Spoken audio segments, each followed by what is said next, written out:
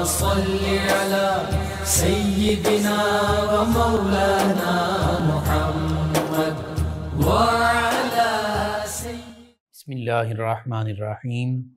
السلام علیکم ناظرین و سامعین کرام۔ پروگرام یاد الہی دیکھنے کے لیے، یاد الہی کے سابقہ تمام پروگرامز دیکھنے کے لیے، بالخصوص وظائف دیکھنے، سننے، جاننے اور پڑھنے کے لیے آپ ہمارے یوٹیوب چینل یاد الہی یعنی YAADE_ILAHI یوٹیوب چینل یاد الہی کو سبسکرائب بھی کیجئے، لائک بھی کیجئے، کمنٹس بھی کیجئے، تاکہ یاد الہی کے مختلف پروگرامز اور وظائف سے آپ مکمل رہنمائی حاصل کر سکیں۔ جی ناظرین و سامعین، پروگرام یاد الہی میں روزانہ عظیم ہستیوں کے تذکارے پاک کیے جاتے ہیں، اور اس کے ساتھ ساتھ کچھ ایسے موضوعات پر گفتگو ہوتی ہے جن سے آپ کو رہنمائی حاصل ہو۔ آج شہید احد سیدنا عبداللہ بن جحش رضی اللہ تعالی عنہ آپ کے تذکارے پاک ہوں گے۔ آپ کو کئی شرف حاصل ہیں، نبی کریم صلی اللہ علیہ وآلہ وسلم کے قریبی رشتہ داروں میں، قرابت داروں میں، خانوادے میں بھی آپ شامل ہیں۔ اس کے ساتھ ساتھ نبی کریم صلی اللہ علیہ وآلہ وسلم کے جانثاروں یعنی صحابہ کرام علیہم الرضوان میں بھی شامل ہیں، اور اس کے ساتھ ساتھ برادر نسبتی آقا کریم صلی اللہ علیہ وآلہ وسلم کے ہونے کا شرف بھی حاصل ہے۔ نبی کریم صلی اللہ علیہ وآلہ وسلم کے پھوپھی زاد بھائی بھی ہیں۔ تو یہ سارے قرابت کے معاملے اور قریبی نسبتیں سیدنا عبداللہ بن جحش رضی اللہ عنہ کو حاصل ہیں۔ آپ کے تذکارے پاک سے پہلے مختصر سا آج وظیفہ بھی میں عرض کر دیتا ہوں۔ لا علاج امراض کا نبوی علاج، وہ امراض جن کو ہم لا علاج سمجھتے ہیں کہ اب ان کا علاج بھی مکمل علاج ممکن نہیں، ان کا علاج نبی کریم صلی اللہ علیہ وآلہ وسلم نے جو ارشاد فرمایا بہت اہم ہے تمام ویورز، تمام لسنرز کے لیے، تمام امت مسلمہ کے لیے۔ نبی کریم صلی اللہ علیہ وآلہ وسلم نے ارشاد فرمایا جو کسی مصیبت زدہ کو دیکھ کر، یعنی کسی بھی لا علاج بیماری کے مریض کو دیکھ کر، فالج، blood pressure, heart attack, AIDS, cancer, sugar, hepatitis اور دیگر حادثات وغیرہ جو بھی بیماری ہے، اس کے میں مبتلا شخص کو، مصیبت زدہ کو دیکھ کر جو شخص ان کلمات کو پڑھے تو انشاءاللہ وہ ان تمام مصائب اور بیماریوں سے محفوظ رہے گا۔ سنن ترمذی میں یہ کلمات موجود ہیں جو آقا کریم صلی اللہ علیہ وآلہ وسلم نے ارشاد فرمائے، سماعت کیجئے، ان کو اپنے معمول کا حصہ بنائیے۔ جب بھی کسی اللہ کے بندے کو مصیبت زدہ دیکھیں، بیماری میں مبتلا دیکھیں تو یہ کلمات پڑھیں۔ کیا کلمات ہیں؟ الحمدللہ الذی عافانی، الحمدللہ الذی عافانی مما ابتلاک بہ، مما ابتلاک بہ وفضلنی علی کثیر ممن خلق تفضیلا، وفضلنی علی کثیر ممن خلق تفضیلا۔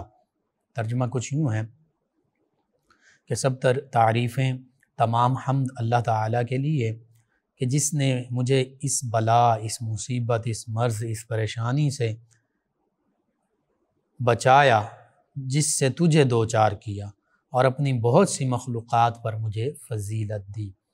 تو یہ دعا پڑھ لیں اور اللہ پر کامل یقین رکھیں، انشاءاللہ اللہ تعالیٰ ان تمام مصیبتوں اور پریشانیوں سے محفوظ رکھے گا۔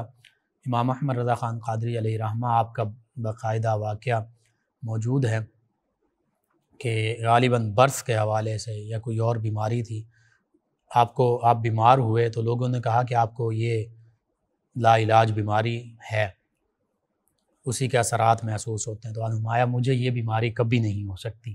لوگ بڑے حیران ہوئے، بظاہر علامات وہی تھیں، اور بعد میں علاج بھی کیا گیا، اور بعد میں جب حکماء نے دیکھا تو انہوں نے کہا یہ وہ بیماری نہیں ہے۔ تو آپ سے لوگوں نے پوچھا کہ آپ نے کیسے پہلے ہی فرما دیا، پہلے ہی کہہ دیا کہ یہ بیماری مجھے نہیں ہو سکتی؟ تو آپ نے فرمایا کہ اللہ کے بندوں، میں نے وہ دعا جو اللہ کے پیارے حبیب صلی اللہ علیہ وآلہ وسلم نے ارشاد فرمائی، یہی دعا یہ پڑھ لی تھی، اور اس بیماری میں مبتلا مریض کو دیکھ کر پڑھ لی تھی، تو مجھے اپنے پیارے حبیب صلی اللہ علیہ وآلہ وسلم کے کلمات، آپ کے ارشاد مبارکہ پر مکمل یقین تھا کیونکہ آپ نے فرما دیا تھا کہ جو کسی بھی مصیبت وبا بیماری میں مبتلا شخص کو دیکھ کر یہ دعا پڑھے گا پھر وہ ان بیماریوں مصیبتوں سے محفوظ رہے گا۔ تو انہوں نے فرمایا کہ میں نے تو وہ دعا ایسے اس بیماری کے مریض کو دیکھ کر پڑھ لی تھی، تو مجھے اللہ کے پیارے حبیب صلی اللہ علیہ وآلہ وسلم کے فرمان پر مکمل یقین ہے کہ مجھے یہ بیماری کبھی ہو ہی نہیں سکتی، اور حقیقت بھی یہی کہ آپ کو وہ بیماری نہیں تھی، وہ گلے کا غالباً آپ کا مرض نکلا، وہ بڑی بیماری نہیں تھی جس کے مریض کو دیکھ کر آپ نے یہ دعا پڑھ لی تھی۔ تو حقیقت یہ ہے اللہ اور اللہ کے پیارے حبیب صلی اللہ علیہ وآلہ وسلم کے فرامین مبارکہ پر کامل یقین رکھتے ہوئے جب ہم اللہ کے احکامات اور تعلیمات پر عمل پیرا ہوتے ہیں تو پھر یہ بیماریاں، یہ وبائیں، یہ امراض، یہ اللہ نے ان میں اثر رکھا ہے۔ جب اللہ اور اللہ کے حبیب صلی اللہ علیہ وآلہ وسلم فرما رہے ہیں کہ یہ پڑھ لو گے تو پھر تمہیں یہ بیماریاں، یہ وبائیں، یہ امراض، یہ مصیبتیں نہیں ہوں گی تو پھر انشاءاللہ نہیں ہوں گی۔ اس لیے اس وظیفے کو، اس دعا کو اپنے اوراد و وظائف کا حصہ بنائیے، اوراد و وظائف میں شامل کیجئے، خود بھی پڑھیے، اپنے بیوی بچے، اعزاء اقربا، رشتہ دار، دوست احباب، پڑوسی، محلے دار، امت مسلمہ ان تک بھی پہنچائیے۔ میرے آپ کے ہمارے بتانے سے اگر امت مسلمہ میں سے کسی بھی ہمارے مسلمان بہن بھائی، کسی مسلمان فرد کا فائدہ ہوتا ہے، انشاءاللہ یہ میرے آپ کے ہم سب کے لیے دین و دنیا آخرت میں بھلائی، فائدہ، نجات اور شفا کا باعث ہوگا۔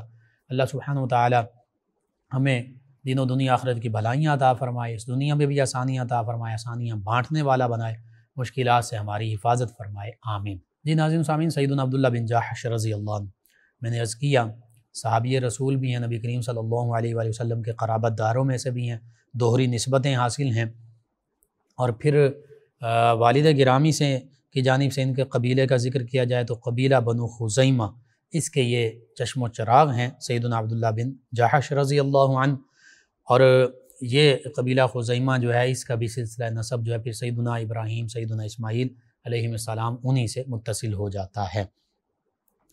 آپ کا اسم گرامی عبداللہ ہے، یہ بھی بڑی قابل غور بات ہے کہ اس سے یہ بھی پتہ چلتا ہے کہ خاندان قریش، خاندان بنو ہاشم، بنو ابراہیم، بنو اسماعیل، اس میں ایسے لوگ موجود تھے جو اللہ رب العزت کی وحدانیت پر ایمان اور ایقان رکھتے تھے، اسی لیے تو اپنے بیٹوں کے نام عبداللہ رکھ رہے ہیں، تو ان کا نام بھی عبداللہ، اور پھر اسی بات کو اگر نبی کریم صلی اللہ علیہ وآلہ وسلم کے والد گرامی اور دادا جان ان کی طرف منسوب کیا جائے اور دیکھا جائے اور غور کیا جائے تو پتہ چلتا ہے کہ سیدنا عبد المطلب رضی اللہ عنہ بھی دین ابراہیمی پر تھے، اور سیدنا عبداللہ رضی اللہ عنہ بھی دین ابراہیمی پر تھے۔ اسی لیے سیدنا عبد المطلب رضی اللہ عنہ نے اپنے صاحبزادے نبی کریم صلی اللہ علیہ وآلہ وسلم کے والد گرامی کا نام عبداللہ رکھا، اللہ کا بندہ۔ تو اس سے بھی پتہ چلتا ہے کہ وہ ہستیاں بھی ایمان والی ہستیاں تھیں، بالخصوص دین ابراہیمی کے پیروکار تھے۔ پھر آپ کی کنیت سیدنا عبداللہ بن جاحش رضی اللہ عنہ کی دیکھی جائے، کنیت ابو محمد ہے، یہ بھی دیکھیے نبی کریم صلی اللہ علیہ وآلہ وسلم کی نسبت سے کنیت، اور بیٹوں کے نام بھی رکھے جا رہے ہیں محمد، اور آقا کریم صلی اللہ علیہ وآلہ وسلم نے بھی اس نام کو پسند فرمایا اور فرمایا کہ جو میرے نام پر نام محمد یا احمد رکھے گا اس کو اس دنیا میں بھی برکتیں، اور پھر بالخصوص یہ فرمایا گیا کہ روز محشر وہ محمد نام کا جو بیٹا ہے وہ والدین کی بخشش کا ذریعہ بن جائے گا۔ بہرحال یہ نسبت بھی آپ کو حاصل، ابو محمد آپ کی کنیت ہے۔ اور آپ کا شمار میں نے عرض کیا کہ صحابہ کرام علیہم رضوان میں، تو کن صحابہ کرام علیہم رضوان میں؟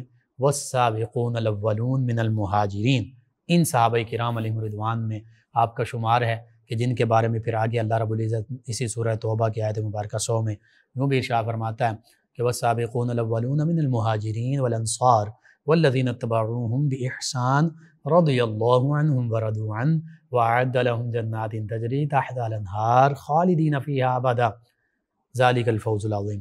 اب اس آیت مبارکہ میں تفصیل میں جانے کا وقت نہیں ہے، اگر تفصیلی اس کی تفسیر بیان کی جائے تو صحابہ کرام علیہم رضوان اور انصار اور مہاجر صحابہ کرام، اور بالخصوص اولین ایمان لانے والے مہاجر اور انصار صحابہ کرام، اور پھر ان کے بعد دیگر تمام صحابہ کرام والذین اتبعوہم بإحسان میں دیگر بھی تمام کے تمام صحابہ کرام علیہم رضوان شامل ہیں، چاہے فتح مکہ سے پہلے ایمان لائے، چاہے فتح مکہ کے بعد ایمان لائے، اور پھر تابعین، تبع تابعین یہ بھی شامل ہیں، اور ہم جیسے گناہ گار بھی اگر عمدگی اور بھلائی اور نیکی کے ساتھ صحابہ کرام علیہم رضوان کی محبت کے ساتھ ان کی پیروی کرتے ہیں صحابہ کرام علیہم رضوان کی، تو پھر ہم جیسے گناہ گار بھی اس طبقے میں ان کے اتباع میں شامل ہو سکتے ہیں۔ اللہ تعالیٰ کی جانب سے خوشخبریاں ہمارے لیے بھی ان کے وسیلے سے ہو سکتی ہیں اگر ہم محبت کے ساتھ، عمدگی، بھلائی، نیکی کے ساتھ، ادب، احترام ان کا رکھتے ہوئے ان صحابہ کرام علیہم رضوان تمام کے تمام ان کی پیروی کریں، تو پھر اللہ رب العزت ان کے صدقے سے ہمیں بھی یہ بشارت عطا فرما رہا ہے۔ اور انہیں کن کے صدقے سے اور وسیلے سے ملی یہ بشارتیں؟ انہیں نبی رحمت صلی اللہ علیہ وآلہ وسلم کے وسیلے اور صدقے سے یہ تمام خوشخبریاں مل رہی ہیں۔ کیا ہیں خوشخبریاں؟ اللہ رب العزت نے ارشاد فرمایا کہ جو سب سے پہلے، سب سے آگے، سب سے بڑھ چڑھ کر ایمان لانے والے ہیں، چاہے وہ مہاجر صحابہ کرام ہیں، چاہے وہ انصار صحابہ کرام ہیں، اور فرمایا پھر ان کے بعد جو ان کی پیروی کرنے والے بھلائی کے ساتھ، احسان کے ساتھ، نیکی کے ساتھ، فرمایا ان سب کے لیے اللہ تعالیٰ رضی اللہ عنہم ورضوا عنہ، فرمایا اللہ ان سب سے راضی اور یہ سب اللہ سے راضی۔ اللہ نے اپنی رضا ان صحابہ کرام علیہم رضوان کو عطا فرما دی، اور اللہ کی رضا سے بڑھ کر اور کیا ہو سکتا ہے؟ جنہیں اللہ کی رضا اور خوشنودی مل جائے، یعنی جن کا اللہ ہو جائے، پھر ساری کائنات ان کی ہو جاتی ہے۔ یہ صحابہ کرام علیہم رضوان کی شان ہے۔ اور پھر اللہ رب العزت نے فرما دیا والذین اتبعوہم بإحسان، جو احسان، عمدگی، بھلائی، اچھے انداز کے ساتھ، محبت کے ساتھ ان کی پیروی بھی کر لے گا، اللہ فرما رہا ہے اللہ ان سے بھی راضی، اور وہ قیامت تک آنے والے تمام مسلمان اس میں شامل ہیں، اور اللہ ان سے راضی اور وہ تمام کے تمام مسلمان اللہ سے راضی، یعنی اللہ کے حبیب صلی اللہ علیہ وسلم پر ایمان لائے، صحابہ کرام علیہم رضوان کی محبت کے ساتھ، ادب احترام کے ساتھ پیروی کی، تو اللہ فرما رہا ہے ان سے بھی اللہ راضی اور یہ بھی اللہ سے راضی۔ اور پھر صحابہ کرام کے وسیلے اور تصدق سے، حالانکہ ہم گناہ گار ہیں لیکن صرف صحابہ کرام علیہم رضوان کی محبت، ان کی پیروی، اس کا صلہ یہ اللہ تعالیٰ عطا فرما رہا ہے کہ اللہ فرما رہا ہے کہ پھر ان سب کے لیے، صحابہ کرام علیہم رضوان تو بلا شبہ ان کے لیے جنتیں ہیں، وَكُلًّا وَعَدَ اللَّهُ الْحُسْنَى، جنت کے تمام صحابہ کرام علیہم رضوان کے لیے وعدے ہیں، لیکن ہم جیسے گناہ گاروں کے لیے بھی مجدہ جاں فضا صحابہ کرام علیہم رضوان کی اتباع کے صلے میں اللہ فرما رہا ہے کہ ان سب کے لیے اللہ نے جنتیں تیار کر رکھی ہیں جن کے نیچے نہریں بہتی ہیں، اور ہمیشہ ہمیشہ ان جنتوں میں، ان جنتی باغات میں رہیں گے، اور فرمایا یہی سب سے بڑی کامیابی ہے۔ آج ہر بندہ مومن، ہر انسان، اور بالخصوص مسلمانوں کی بات کریں تو ہر بندہ مومن یہی چاہتا ہے کہ مجھے کامیابی مل جائے، اور کامیابی کے ہم نے اپنے اپنے معیار بنا رکھے ہیں۔ بظاہر دنیا میں کامیابی، بڑی ڈگری لے لی، بڑا عہدہ، بڑا منصب مل گیا، کاروبار، تجارت، روپیہ، پیسہ، بینک بیلنس، عالی شان گھر، یہ حاصل کر لیا، جائز ذرائع سے حاصل کیے، ٹھیک ہے، بالکل دنیاوی کامیابی ہے، کوئی اس میں شک نہیں اور کہیں منع بھی نہیں کیجیے، لیکن اللہ فرما رہا ہے حقیقی کامیابی اور سب سے بڑی کامیابی وہ یہ ہے جو صحابہ کرام علیہم رضوان نے پالی، اور جنہوں نے ان کی اتباع کی بھلائی کے ساتھ، انہیں بھی یہ سب سے بڑی کامیابی مل گئی۔ تو پتہ چلا آج بھی اگر سب سے بڑی کامیابی، فوز عظیم کامیابی، گریٹ سکسیس کوئی پانا چاہتا ہے تو پھر اسے نبی کریم صلی اللہ علیہ وآلہ وسلم اور نبی کریم صلی اللہ علیہ وآلہ وسلم کے صحابہ کرام علیہم رضوان کی پیروی کرنا پڑے گی، ان سے محبت، ادب کا رشتہ استوار کرنا پڑے گا۔ جب وہ یہ کر لے گا تو پھر اللہ رب العزت کے فرمان کے مطابق صحابہ کرام علیہم رضوان کے وسیلے سے اسے بھی یہ خوشخبریاں مل جائیں گی جو حقیقت میں اولین، مہاجرین، انصار اور دیگر تمام کے تمام صحابہ کرام علیہم رضوان کے لیے اللہ تعالیٰ نے ارشاد فرمائی ہیں۔ تو پتہ چلا اگر ہم جیسے گناہ گار صحابہ کرام علیہم رضوان کی پیروی کریں، ان سے محبت رکھیں، تو ان کے لیے یہ خوشخبریاں ہیں، تو پھر صحابہ کرام علیہم رضوان کا مقام و مرتبہ کیا ہوگا؟ وراء الورا، ان ہستیوں کا مقام و مرتبہ۔ سیدنا عبداللہ بن جحش رضی اللہ تعالی عنہ بھی انہی میں شامل ہیں۔ سیدنا عبداللہ بن جحش رضی اللہ عنہ، آپ کے والد کا ذکر کیا بنو خزیمہ سے جحش، اور والدہ جو ہیں وہ بھی بڑی عظیم ہستی ہیں، وہ اس لیے کہ نبی کریم صلی اللہ علیہ وآلہ وسلم کی پیاری پھوپھی جان ہیں، سیدہ امیمہ بنت عبد المطلب رضی اللہ عنہما۔ تو اس رشتے سے، اس ناطے سے سیدنا عبداللہ بن جاحش رضی اللہ عنہ نبی کریم صلی اللہ علیہ وآلہ وسلم کے پھوپھی زاد بھائی ہیں، اور آقا کریم صلی اللہ علیہ وآلہ وسلم سیدنا عبداللہ بن جاحش رضی اللہ عنہ کے ماموں زاد بھائی ہیں۔ یہ ایک نسبت۔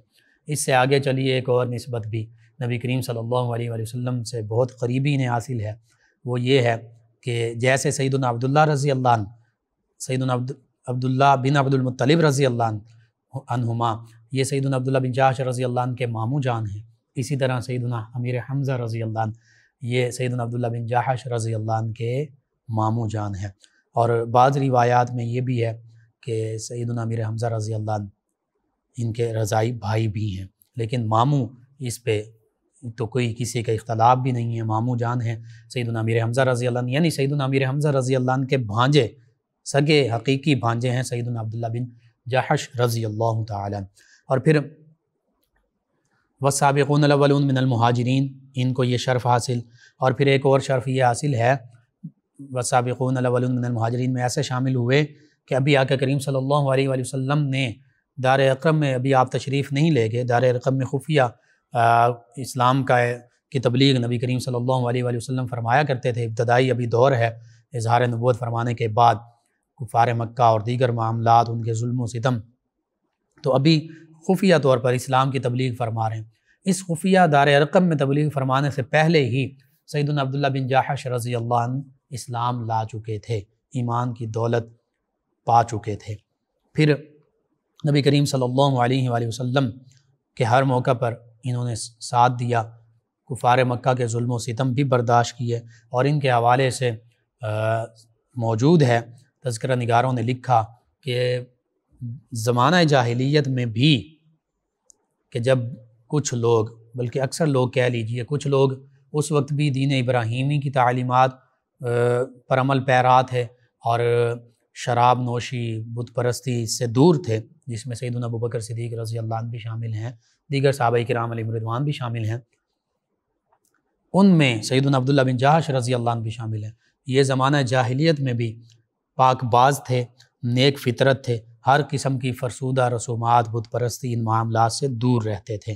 اور پھر جب اسلام قبول کیا تو نبی کریم صلی اللہ علیہ وآلہ وسلم نے جب صحابہ کرام علیہم رضوان کو ہجرت حبشہ کا حکم دیا، یعنی حبشہ کی طرف ہجرت کرنے کا حکم دیا کفار مکہ کے ظلم و ستم کی وجہ سے، تو اس دستے میں، اس ہجرت کرنے والے صحابہ کرام علیہم رضوان میں سیدنا عبداللہ بن جاحش رضی اللہ تعالیٰ عنہ بھی شامل تھے، اور ذو الحجرتین میں بھی شامل ہیں، یعنی ایک ہجرت حبشہ کی جانب فرمائی ہے تو دوسری ہجرت مدینہ طیبہ کی جانب فرمائی ہے، اس وجہ سے صاحب الحجرتین یا ذو الحجرتین ہیں، دو ہجرتیں فرمانے والے، یہ شرف بھی آپ کو حاصل ہے۔ اور پھر نبی کریم صلی اللہ علیہ وآلہ وسلم کے حکم پر دوسری ہجرت مدینہ طیبہ کی جانب بھی فرمائی، اور جب مدینہ طیبہ ہجرت کر کے یہ آتے ہیں تو پھر سیدنا عبداللہ بن جاحش رضی اللہ عنہ انہوں نے ایک بڑا عالی شان خوبصورت مکان مکہ المکرمہ میں تیار کروایا تھا۔ جب یہ ہجرت مدینہ طیبہ کی جانب کر کے آئے تو انہیں پتہ چلا کہ مکہ مکرمہ میں ان کے مکان پر ابو جہل نے قبضہ کر لیا ہے۔ تو ظاہری بات ہے جب کوئی عام انسان بھی، یہ فطرت ہے انسان کی اور منع بھی نہیں ہے، اپنا مکان بناتا ہے نیک جائز ذرائع سے اور اس پہ روپیہ پیسہ لگاتا ہے، بڑا خوبصورت عمدہ مکان بناتا ہے، تو پھر اس مکان سے اس کو محبت بھی ہوتی ہے۔ وَمَسَاكِنُ تَرْضَوْنَهَا، قرآن مجید فرقان حمید میں بھی اللہ فرماتا ہے وہ مکان، وہ تمہارے مساکن جنہیں تم پسند کرتے ہو۔ تو پتہ چلا کہ انسان کی فطرت میں جو مکان انسان بناتا ہے اس سے محبت ہوتی ہے، انسیت ہوتی ہے، اور بالخصوص اتنی محنت سے بنایا ہو، اور پھر صحابی رضی اللہ عنہ نے بنایا اور پھر اس پر مسلمانوں کا دشمن، جانی دشمن، نبی کریم صلی اللہ علیہ وسلم کا دشمن ابو جہل قبضہ کر لے تو دلی تکلیف ہوئی، آپ کو رنجیدہ خاطر ہوئے۔ تو نبی کریم صلی اللہ علیہ وآلہ وسلم کی بارگاہ میں یہ سارا معاملہ عرض کیا۔ نبی کریم صلی اللہ علیہ وآلہ وسلم سے عرض کیا کہ یا رسول اللہ صلی اللہ علیہ وسلم، میں نے بڑی محبت سے، بڑی محنت سے، بڑی چاہ سے مکان بنایا تھا، لیکن مجھے پتہ چلا کہ ابو جہل دشمن اسلام، اس نے میرے مکان پر قبضہ کر کے اس کے حسن کو خراب کر دیا ہے، اس پر میرا دل بہت غمگین ہے، بہت رنجیدہ ہے۔ تو نبی کریم صلی اللہ علیہ وآلہ وسلم نے ارشاد فرمایا اپنے غلام کی، اپنے پھپھی زاد بھائی کی، اپنے قرابت دار کی، اپنے جانثار کی کیسے دلجوئی فرمائی۔ فرمایا اے عبداللہ کیا تو اس بات پر راضی نہیں کہ اللہ تعالیٰ اس مکان کے بدلے تمہیں جنت میں اعلیٰ محل عطا فرمائے۔ جب سیدنا عبداللہ بن جاحش رضی اللہ عنہ نے یہ سنا تو بہت خوشی کا اظہار کیا اور عرض کیا یا رسول اللہ صلی اللہ علیہ وسلم کیوں نہیں، میں تو اللہ تعالیٰ کی اس عطا پر راضی ہوں۔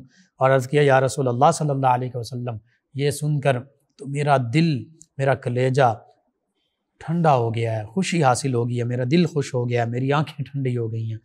تو پتہ چلا کہ صحابہ کرام علیہم رضوان تو اسلام کی خاطر، نبی کریم صلی اللہ علیہ وآلہ وسلم کے پیغام کی خاطر، آقا کریم صلی اللہ علیہ وآلہ وسلم اور اللہ کی رضا کی خاطر اپنا سب کچھ چھوڑ دیا کرتے تھے۔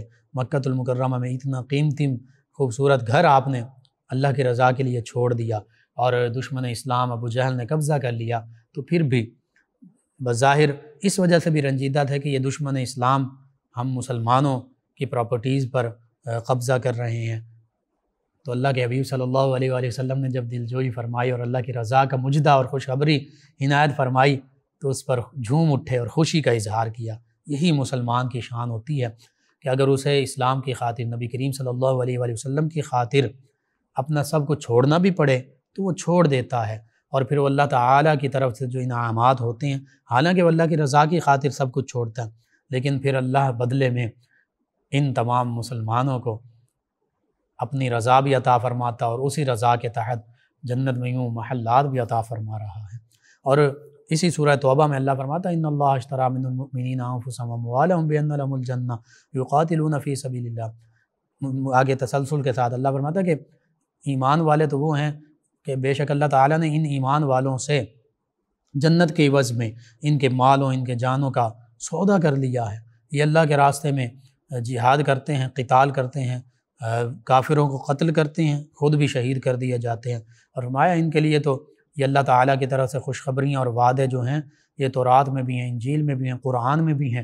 اور اللہ فرماتا ہے اسی آیت مبارکہ میں کہ اللہ سے بڑھ کر وعدہ پورے کرنے والا کون ہے؟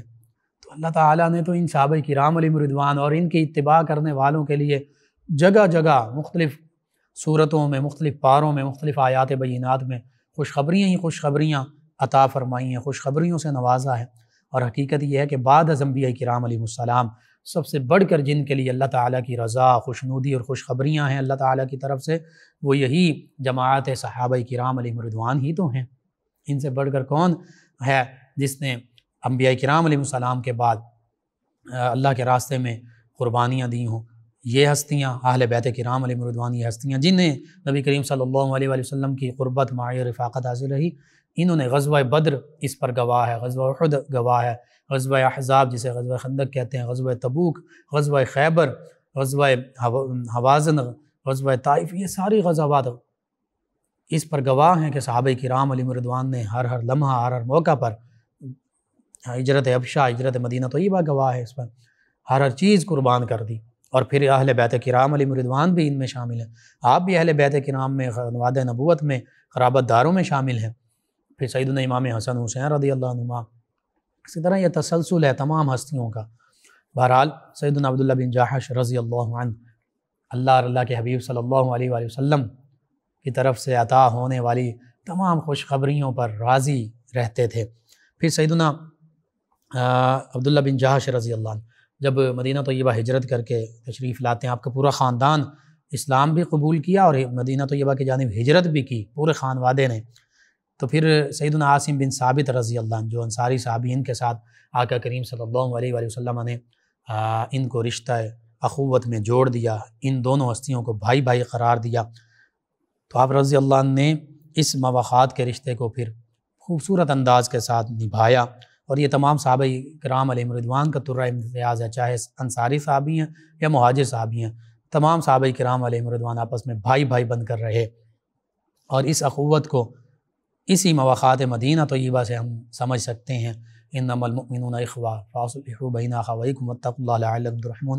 آج بھی اسی اخوت اور بھائی چارے کی ضرورت ہے کہ ایک علاقے کا مسلمان جو ہے وہ دوسرے علاقے کے مسلمان کا احساس کرے۔ علامہ اقبال علیہ الرحمہ نے غالباً کہا تھا کہ اخوت اس کو کہتے ہیں چبھے کانٹا جو کابل میں، تو ہندوستان کا ہر پیرو جواں بے تاب ہو جائے۔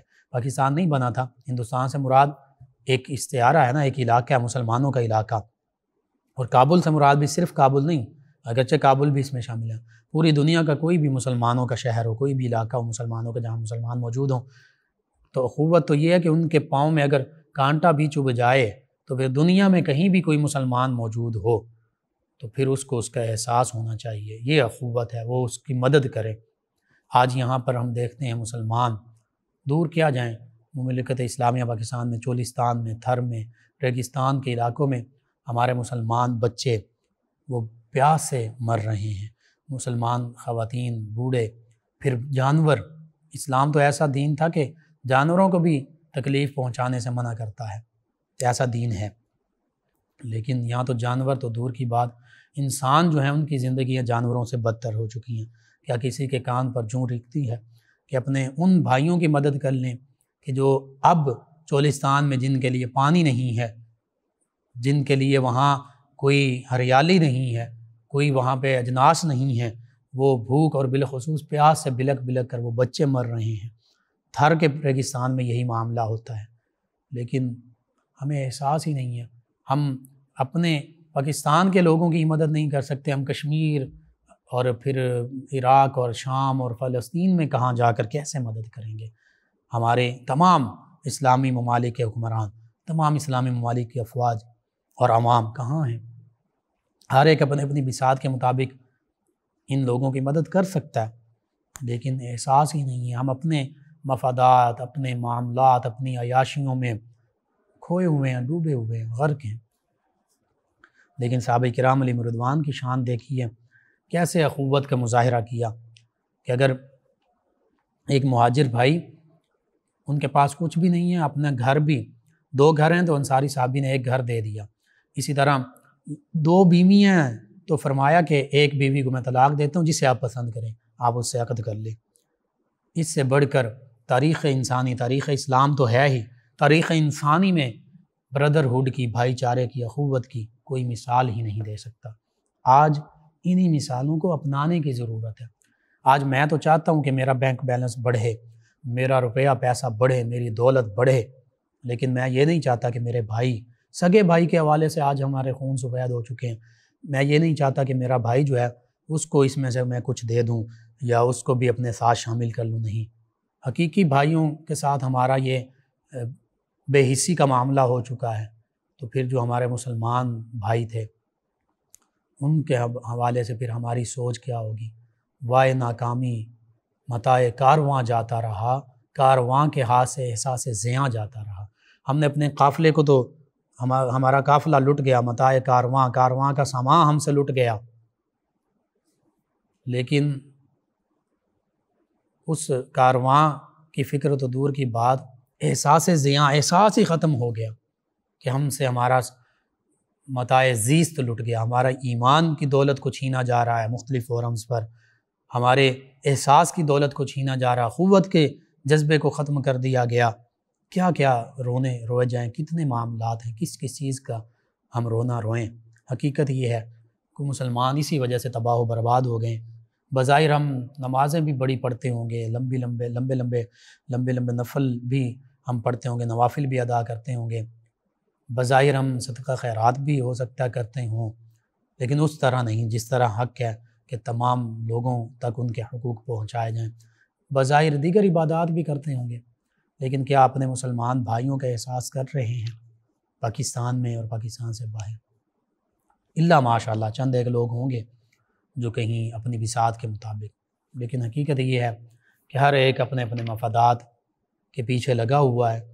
ایک پاکستانی، ایک مسلمان سے لے کر اس کو جتنے مرضی لیول تک بڑھاتے جائیے، بڑے سے بڑے لیول تک لے جائیے، اجتماعی طور پر بھی یہی معاملات ہیں۔ بہرحال سیدنا عبداللہ بن جاحش رضی اللہ عنہ، آپ نے ساری زندگی آقا کریم صلی اللہ علیہ وآلہ وسلم کی جانثاری میں گزاری۔ اس جانثاری کے 2 مواقع جو ہیں وہ آپ دیکھیے، 2 مرحلے دیکھیے۔ غزوہ بدر حق و باطل کے درمیان پہلا معرکہ، غزوہ احد حق و باطل کے درمیان دوسرا بڑا معرکہ۔ اور اس کے علاوہ بھی آپ کو ایک یہ اعزاز بھی حاصل ہے کہ جو سب سے پہلا فوجی لشکر اور دستہ کسی علاقے میں بھیجا گیا کفار کے حوالے سے، سریہ کہہ لیں اس کی کمان بھی سیدنا عبداللہ بن جاحش رضی اللہ عنہ کو سونپی گئی، سریہ عبداللہ بن جاحش رضی اللہ عنہ۔ اور پھر غزوہ بدر پیش آتی ہے جس میں فرشتوں نے صحابہ کرام علیہم رضوان کی مدد کی تھی۔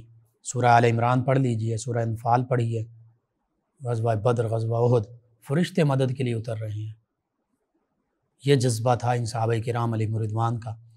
لیکن آج ہم دیکھتے ہیں تو مسلمان بڑی بڑی افواج ہونے کے باوجود، اٹامک پاورز ہم ہیں، اٹامک پاور ہونے کے باوجود، ایٹمی قوت ہونے کے باوجود، دیگر ممالک بھی، دیگر مسلمان ممالک بھی بڑی بڑی افواج ہیں، بڑے بڑے علاقے ہیں، ممالک کے رقبے ہیں، بڑی بڑی آبادیاں ہیں، ٹیکنالوجیز بھی کچھ ممالک کے پاس ہیں،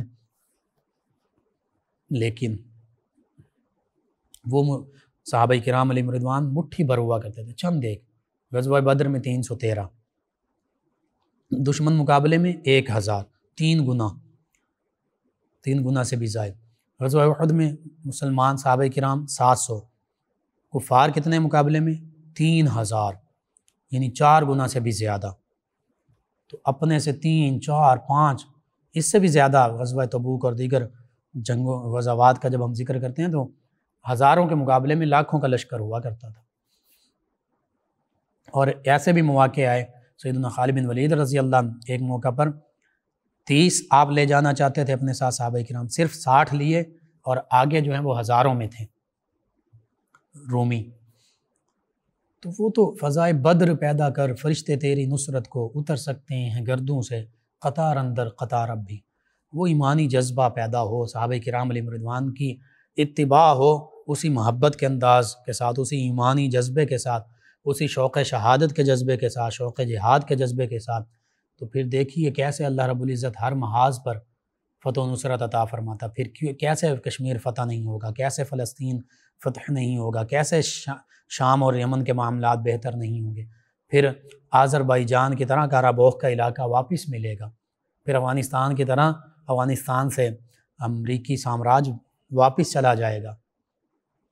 لیکن شرط وہی ہے، جذبہ جہاد، شوق شہادت، جو صحابہ کرام علیہم رضوان نے اپنایا۔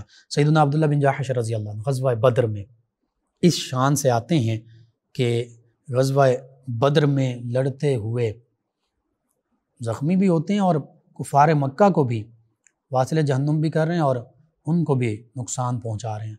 تو انہی صحابہ کرام علیہم رضوان کی بدولت، ان کے جذبہ جہاد کو اللہ رب العزت نے، جذبہ شوق شہادت کو دیکھتے ہوئے اللہ تعالیٰ نے صحابہ کرام علیہم رضوان کو غزوہ بدر میں فتح و نصرت سے نوازا۔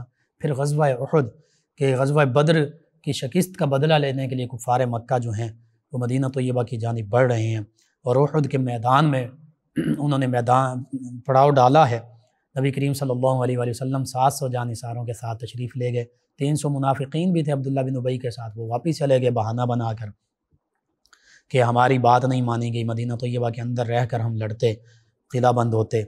لیکن اللہ کے نبی صلی اللہ علیہ وآلہ وسلم نے زیرہ پہن لی اور جنگ کی تیاری فرما لی، تو آپ نے فرمایا کہ اب یہ اللہ کے نبی کو زیب نہیں دیتا کہ وہ جنگ کے لیے تیار ہو جائیں اور پھر پیچھے ہٹ جائیں، یہ اللہ کے نبی کو زیب نہیں دیتا۔ تو پھر صحابہ کرام علیہم رضوان بھی انہی نبی کریم صلی اللہ علیہ وآلہ وسلم، میرے آپ کے ہم سب کے آقا و مولا صلی اللہ علیہ وآلہ وسلم ہی کے پیروکار ہیں۔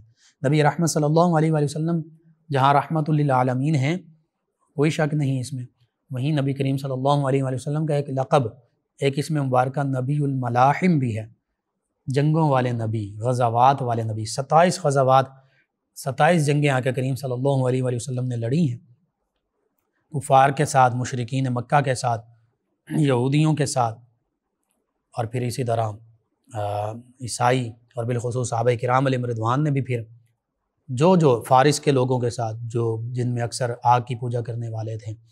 تو یہ نبی کریم صلی اللہ علیہ وآلہ وسلم و صحابہ کرام علیہم رضوان کا طریقہ رہا ہے کہ کوئی بھی ہو، اگر وہ اسلام اور مسلمانوں کے ساتھ دشمنی کرے گا اور مسلمانوں کے راستے میں روڑے اٹکائے گا، تو پھر مسلمانوں کے دفاع کی خاطر، پھر اسلام کے دفاع کی خاطر، پھر اسلام کی سرحدوں کی دفاع کی خاطر ان سے بالکل میدان جنگ میں جنگ کی جائے گی۔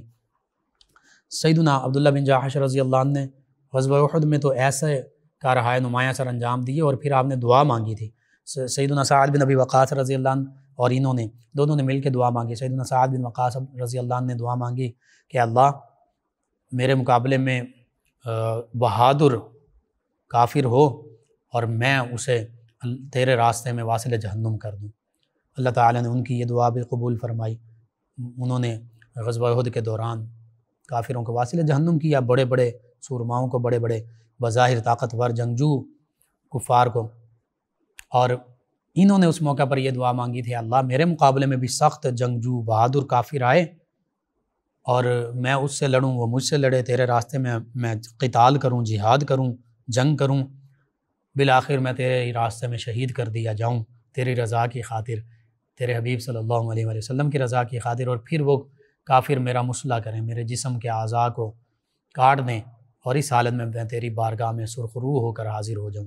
سیدنا سعد بن ابی وقاص رضی اللہ عنہ فرماتے ہیں کہ جب ہم دونوں نے یہ دعا مانگی، میری دعا بھی اللہ نے قبول فرمائی، اور عبداللہ بن جاش رضی اللہ عنہ کو ہم نے دیکھا کہ یوں ہی بہادری کے ساتھ کفار مکہ کے ساتھ لڑتے جا رہے ہیں، بالآخر ایک جنگجو نے، ایک مکہ کے کافر جنگجو نے سیدنا عبداللہ بن جاش رضی اللہ عنہ کو شہید کر دی، اور شہید کرنے کے بعد آپ کا مسلح کیا گیا، کان، ناک، جسم کے اعضاء کاٹے گئے اور ایک لڑی میں ان کو پرویا گیا۔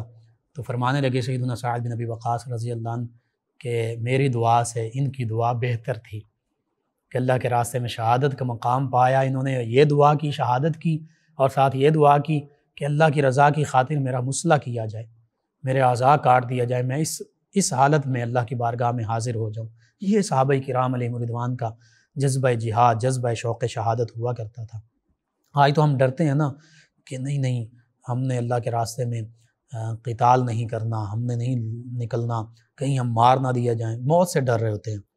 لیکن ان صحابہ کرام علیہم رضوان کا جذبہ جہاد دیکھیے، کیسے اللہ کے راستے میں اسلام کی خاطر، اللہ کے حبیب صلی اللہ علیہ وسلم کی رضا کی خاطر، مسلمانوں کے دفاع کی خاطر، مدینہ طیبہ کے دفاع کی خاطر اپنی جان آفرین کے سپرد کر دی۔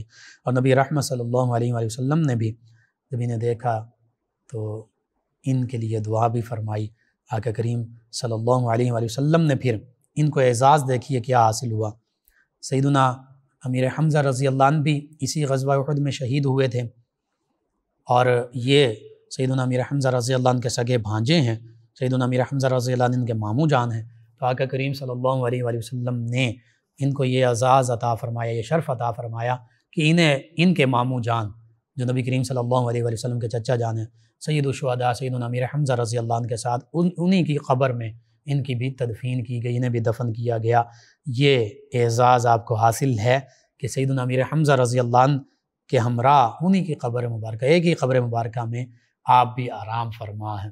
یعنی آج بھی جو سیدنا امیر حمزہ رضی اللہ عنہ کی بارگاہ میں حاضر ہوتے ہیں میدان احد میں، احد پہاڑ کے قریب ان کے مزار مبارکہ پر، تو اس کا مطلب یہ کہ وہ ساتھ سیدنا عبداللہ بن جاحش رضی اللہ عنہ کے مزار مبارکہ پر بھی حاضری دے رہے ہوتے ہیں۔ اور حقیقت یہ ہے کہ اللہ تعالیٰ مجھے آپ کو، ہم سب کو یہ سعادت عطا فرمائے کہ ہم مکہ المکرمہ کعبۃ اللہ کی زیارت، حج، عمرہ کے لیے بھی حاضر ہوں، اور پھر نبی کریم صلی اللہ علیہ وسلم کی بارگاہ میں بھی حاضر ہوں، بادب حاضری ہمیں نصیب ہو۔ اور ان عظیم ہستیوں، چاہے اہل بیت کرام علیہم رضوان، چاہے صحابہ کرام علیہم رضوان ہیں، اور پھر بالخصوص یہ سید شہداء احد اور سیدنا امیر حمزہ رضی اللہ عنہ، سیدنا عبداللہ بن جاحش رضی اللہ عنہ، ان کی بارگاہ میں بھی ہم حاضر ہوں، اور وہاں بس ہم اپنے قلوب و اذہان کو ان کے قبور مبارکہ پر جو اللہ کے انوارات و تجلیات کا نزول ہو رہا ہے، اس سے ہم بھی اپنے قلوب و اذہان کو روشن اور منور کر سکیں۔ اور پھر ان عظیم ہستیوں کا کہ پاکیزہ تذکار مبارکہ اس لیے کیے جاتے ہیں کہ یہ اصل میں ہمارے ہیروز ہیں۔ حقیقت یہ ہے، یہ ہمارے ہیروز ہیں، ہمارے نوجوان نسلوں کے ہیروز ہیں، لیکن ہم گمراہی کی جانب یوں جا رہے ہیں کہ ہم سمجھتے ہیں کہ ڈراماز، فلمیں، ان میں چاہے پاکستان کے ہوں چاہے کسی اور ملک کے ہوں، وہ جو بناوٹی لوگ ہمارے سامنے پیش کیے جاتے ہیں پردہ اسکرین پر، وہ ہمارے ہیرو نہیں۔ وہ کبھی ہیرو نہیں ہو سکتے۔ وہ تو ایکٹنگ ہے، وہ تو ایک ڈرامے بازی ہے، وہ تو بناوٹ ہے۔ اصل زندگیاں ان ہستیوں نے گزاری، پاکیزہ مبارک زندگیاں، اور یہ کوئی کمپیریزن میں نہیں کر رہا، کمپیریزن ہو ہی نہیں سکتا۔ یہ کہاں آج کے یہ سو کالڈ ہیروز اور اصل ہمارے ہیروز وراء الورا، ان کی شان کیا۔ صرف اس لیے بتا رہا ہوں کہ ہم پیروی ہمیں کن عظیم ہستیوں کی کرنی چاہیے تھی، اور ہم جا کدھر رہے ہیں، ہم فالو کن کو کرتے ہیں۔ ظاہری شکل و صورت، بناوٹ، لباس، فیشن، کس کو فالو کر رہے ہیں؟ ہماری نوجوان نسلیں، ہمارے بچے، ہماری بچیاں، یہ ہمارے لیے لمحہ فکریہ ہے۔ اسی وجہ سے مسلمان پستی کا شکار ہیں، زوال کا شکار ہیں، کہ ہم نے نبی کریم صلی اللہ علیہ وآلہ وسلم، صحابہ کرام علیہ رضوان، اہل بیت کرام علیہ رضوان، اولیاء کاملین، صالحین، علماء، فقہاء، مسلمان تاجر، مسلمان ٹیچرز جو گزرے ہمارے، ان کی پیروی کرنی چاہیے تھی، لیکن ہم پیروی کن لوگوں کی کر رہے ہیں۔ اللہ تعالی ہمیں سمجھنے کی توفیق عطا فرمائے۔ اللہ تعالی ہمیں اپنے حبیب صلی اللہ علیہ وآلہ وسلم کی رضا اور خوشنودی عطا فرمائے۔ ان عظیم ہستیوں کے نقش قدم پر چلنے کی توفیق عطا فرمائے۔ ان عظیم ہستیوں کے تصدق سے اللہ تعالی عالم اسلام کو جذبہ جہاد عطا فرمائے، جذبہ شوق شہادت عطا فرمائے، اور اسلامی ریاستوں کی چونکہ ذمہ داری ہے جہاد، ان اسلامی ریاستوں، ان کے سربراہوں، افواج اور ان کے سربراہوں کو اللہ تعالی مسلمانوں، اسلام اور اسلامی ممالک کے دفاع کی توفیق حقیقی معنوں میں توفیق عطا فرمائے۔ آمین۔ اللہم صلی علی سیدنا و مولانا محمد وعلی سیدنا۔ آپ سماعت فرما رہے ہیں پروگرام یاد الہی۔ ناظرین سامعین، اس دوران ہمیں جوائن کیا ضلع ننکانہ صاحب سے ہماری لسنر ہیں اریبہ کنول صاحبہ۔ کہتی ہیں السلام علیکم۔ جی وعلیکم السلام۔ کہتی ہیں کیا حال ہے بھائی؟ جی الحمدللہ۔ کہتی ہیں کہ پہلی دفعہ پروگرام سن رہی ہوں، پروگرام بہت اچھا ہے، ویری نائس۔ جی شکریہ آپ کا، آپ نے ہمیں ضلع ننکانہ سے جوائن کیا اور وہاں ہمارا پروگرام سن رہی ہیں۔ ایک اور لسنر ہیں، سلام کہا، انہوں نے نام نہیں لکھا۔ جی وعلیکم السلام۔ ان کے علاوہ ہمیں جوائن کیا ہے محمد بلال صاحب ہیں، بہت خوبصورت دعاؤں سے نوازتے ہیں، میری فیملی کی صحت کے لیے، تندرستی کے لیے، مدینہ طیبہ، مکہ المکرمہ، حاضری کی دعا، دین و دنیا آخرت کی دعا، مغفرت کی دعا۔ یہ اللہ تعالیٰ آپ کے لیے، تمام امت مسلمہ کے لیے بھی یہ دعائیں آپ کے حق میں قبول فرمائے۔ بہت شکریہ آپ کا۔ نام آپ مکمل لکھ دیا کریں، محمد لکھا ہوا محمد بلال ہیں یا جو بھی، نام مکمل لکھیں۔ ایک اور ہمارے لسنر کہتے ہیں السلام علیکم۔ جی وعلیکم السلام۔ کہتے ہیں آپ کی طبیعت کیسی ہے؟ جی الحمدللہ۔ کہتے ہیں کہ میرا نام نفیس ہے، ماموں جو ہیں ان کو بلڈ پریشر ہائی ہوتا ہے، کوئی وظیفہ، 2 وظیفے ہیں اور تیسرا عملی وظیفہ ہے۔ ایک تو انہوں کے باوضو رہیں، اور جب بلڈ پریشر کا معاملہ ہو تو پرسکون ہوں، ایک تو دوسرا یہ کریں کہ جب بھی بلڈ پریشر کا معاملہ ہو اور اس کے علاوہ بھی درود پاک کثرت سے پڑھیں، اور تیسرا بالخصوص ہائی بلڈ پریشر کے لیے سورہ آل عمران کی آیت مبارکہ 134، اس کو 41 مرتبہ پڑھ کر پانی پر دم کر کے پانی بھی پیتے رہیں، اپنے اوپر بھی دم کر لیں، اللہ تعالیٰ شفا عطا فرمائے گا۔ نور العین صاحبہ کہتی ہیں السلام علیکم۔ جی وعلیکم السلام۔ کہتی ہیں آپ کا پروگرام بہت اچھا ہے، ماشاء اللہ۔ انہوں نے اپنے خواب کا ذکر کیا ہے، مردہ کو زندہ دیکھنا، اور اس کی میرج ہو رہی ہے۔ اس میں کوئی ایسا معاملہ نہیں ہے، انشاءاللہ بہتری کا معاملہ ہوگا، گھبرانے کی ضرورت نہیں ہے۔ دوسرا کہتے ہیں کہ اپنے آپ کو جانور کے روپ میں دیکھنا اور امرود توڑنا، ہاں یہ اس حوالے سے تھوڑا سا پریشانی نہیں ہے، اللہ تعالیٰ خیر فرمائے گا، لیکن آپ صدقہ خیرات کیجئے، انشاءاللہ اللہ تعالیٰ بہتری فرما دے گا۔ صدقہ خیرات اس لیے بالخصوص کہا جاتا ہے کہ صدقہ کرنے سے آنے والی بلائیں، مصیبتیں، وبائیں جو اللہ تعالیٰ ٹال دیتا ہے، موت کے سوا ہر مرض سے، ہر بلا سے، مصیبت صدقہ سے مل جاتی ہے۔ ایک اور لسنر ہیں، یہ کہتے ہیں کہ السلام علیکم سر۔ جی وعلیکم السلام۔ کہتے ہیں سر تسبیح ریپیٹ کر دیں، سبحان اللہ و بحمدہ، سبحان اللہ العظیم و بحمدہ، استغفر اللہ، سبحان اللہ و بحمدہ، سبحان اللہ العظیم و بحمدہ، استغفر اللہ۔ 100 مرتبہ فجر کی سنت اور فرض کے درمیان پڑھیں، برکتیں ہی برکتیں ملیں گے۔ عظیم صاحب ہیں فیصل آباد سے، کہتے ہیں السلام علیکم بھائی، آپ کا پروگرام بہت پیارا ہے۔ جی وعلیکم السلام، شکریہ۔ کہتے ہیں ہم سب گھر والے سنتے ہیں۔ کہتے ہیں میرا سوال یہ ہے کہ سیدہ بی بی فاطمہ اور سیدنا علی المرتضیٰ، ان کا جب عقد ہوا تو ان کی عمر مبارکہ کتنی تھی؟ میں نے عرض کیا تھا کل کے پروگرام میں بھی دوبارہ عرض کر دیتا ہوں۔ سیدہ فاطمہ الزہرا رضی اللہ عنہا، ان کی عمر مبارکہ جو ہے 15 سے 20 برس، اور سیدنا علی المرتضیٰ کرم اللہ وجہ الکریم، ان کی عمر مبارکہ 25 برس۔ اسد عبداللہ قادری چشتی صاحب ہیں، کہتے ہیں السلام علیکم مفتی لقمان صاحب۔ جی وعلیکم السلام۔ کہتے ہیں کہ لقمان بھائی، آپ کا جواب دینے سے بہت سے لوگوں کی رہنمائی ہوتی ہے، اور میری آپ سے یہ عرض ہے کہ اگر آپ یہ نعت سنا دیں، اپنے پروگرام میں شامل کر دیں۔ قاری شاہد محمود قادری، ان کی بزم محبوب سجانے میں مزہ آتا ہے۔ جی انشاءاللہ ہم کوشش کریں گے اپنے کسی پروگرام میں شامل کریں، اور اس کے ساتھ ساتھ ہماری جو نعت کی نشریات ہوتی ہے 1 سے 2 بجے دن میں، اس کو سماعت کیجیے۔ ہم کوشش کریں گے اگر ہمیں یہ کلام ملا تو اس میں شامل کر لیں۔ ان کے علاوہ ہمارے ایک اور لسنر ہیں، کہتے ہیں السلام علیکم لقمان بھائی، کیسے ہیں آپ؟ جی وعلیکم السلام، الحمدللہ۔ کہتے ہیں کہ آپ کا پروگرام بہت اچھا ہے، اور آپ ایک وظیفہ بتا دیں، بچے ضد بہت کرتے ہیں۔ جی بچوں کے ضد کے حوالے سے ایک تو سورہ یاسین پانی پر دم کر کے پڑھ کر انہیں پلا دیں، یا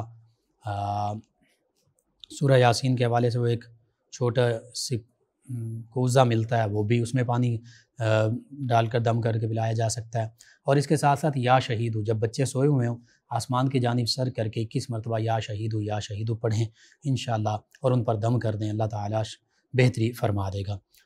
ایک اور لسنر ہیں، انہوں نے کہا بھائی مجھے وظیفہ بتا دیں، پیپر ہونے والے ہیں، تمام سٹوڈنٹس کے لیے سیدنا فتاح صلی اللہ علیہ وآلہ وصحبہ وبارک وسلم، سیدنا فتاح ہر فرض نماز کے بعد 47 مرتبہ پڑھیے، اللہ سے دعا کیجیے، انشاءاللہ دین و دنیا آخرت کے تمام امتحانات میں اللہ تعالیٰ کامیابیاں عطا فرمائے گا۔ ساتھ تیاری بھی کیجیے، وہ دوا ہے، یہ دعا ہے، دونوں سنت نبوی ہیں۔ نادیہ صاحبہ کہتی ہیں السلام علیکم بھائی، کیسے ہیں آپ؟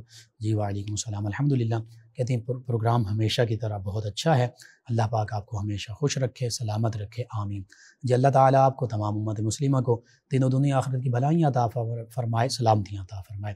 شکریہ آپ کا، تمام ویورز کا، تمام لسنرز کا۔ محمد شہزاد صاحب ہیں، کہتے ہیں آپ کا پروگرام بہت اچھا ہے، اور نماز جمعہ کا طریقہ بتا دیں ظہر کی نماز کے ساتھ۔ جی میں نے پہلے بھی عرض کیا، دوبارہ عرض کر دیتا ہوں، دیہاتوں میں، قصبات میں جو فقہاء نے جمعہ کی شرطیں لکھی ہیں، تو احتیاطاً اولیاء کاملین اور علماء کرام بھی، ان کا یہ معمول رہا کہ اگر وہ جامع مسجد ہے تو جمعہ کی نماز بھی پڑھتے ہیں، 2 فرض جمعہ کے وہ بھی پڑھ لیتے ہیں، اور اس کے بعد پوری فجر کی نماز جو ہے یعنی 12 رکعات، جس میں 4 سنتیں ہیں، 4 فرض ہیں، پھر 2 سنتیں ہیں اور 2 نفل ہیں، یہ پڑھتے ہیں، تو وہ احتیاطاً پڑھ لیتے ہیں۔ اس طرح آپ بھی کر سکتے ہیں اگر قصبے میں رہتے ہیں، گاؤں میں رہتے ہیں، لیکن شہر میں وہ شرائط چونکہ پوری ہوتی ہیں تو اس لیے شہر میں جمعہ کی نماز ہی پڑھنی چاہیے۔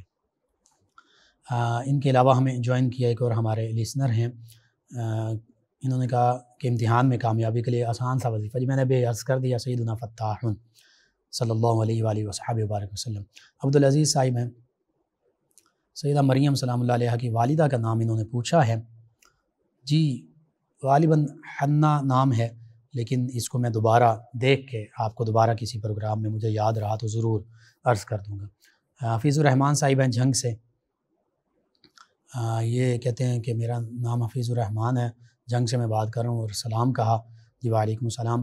کہتے ہیں کہ بڑا بھائی جو ہیں ان کے، وہ شادی نہیں کرنا چاہتے تاکہ والدین کی خدمت کریں، تو اس حوالے سے کہ ان کی شادی کے لیے وہ راضی ہو جائیں، کوئی وظیفہ۔ جی شادی جو ہے یہ بھی سنت نبوی صلی اللہ علیہ وآلہ وسلم ہے، کرنی چاہیے، اور یہی تو اصل بات ہے کہ شادی آپ کریں، آپ اپنے بیوی بچوں کے جو حقوق ہیں وہ بھی پورے کریں، والدین کے حقوق بھی پورے کریں، یہی نبی کریم صلی اللہ علیہ وآلہ وسلم کا اسوہ حسنہ بھی ہیں، تو بالکل شادی کرنی چاہیے۔ باقی وظیفہ پوچھ رہے ہیں تو درود تنجینا 1000 مرتبہ پڑھ لیجئے، بھائی کو کہیے سورہ اخلاص روزانہ کثرت سے پڑھیں تو اللہ تعالیٰ بہتری فرما دے گا، یا مسبب الاسباب پڑھ سکتے ہیں، اللہ تعالیٰ بہتری فرمائے گا، بہتر اسباب پیدا فرما دے گا۔ ایک اور لسنر ہیں، کہتے ہیں بھائی آپ کا پروگرام بہت پیارا ہے، اللہ آپ کو زندگی دے، آمین۔ کہتے ہیں کہ میں نے آپ سے سوال پوچھنا ہے کہ میری شادی نہیں ہوئی، ابھی منگنی ہوئی ہے، اور خواب میں اپنی شادی 2 سے 3 مرتبہ دیکھ چکی ہوں، اور مجھے آپ یہ بتائیں کوئی مسئلہ تو نہیں؟ جی بالکل کوئی مسئلہ نہیں ہے، انشاءاللہ بہتری کا معاملہ ہوگا، اللہ تعالیٰ خیر فرمائے گا۔ آپ اللہ کو یاد کیجیے، اللہ کے راستے میں صدقہ اور خیرات کیجیے، کوئی ایسا پریشانی کا معاملہ نہیں ہے۔ آپ تمام ویورز، تمام لسنرز کا شکریہ، آپ ہمیں جوائن کرتے ہیں، اپنے فیڈ بیک سے آگاہ کرتے ہیں، سوالات پوچھتے ہیں، پروگرام یاد الہی میں شامل ہوتے ہیں۔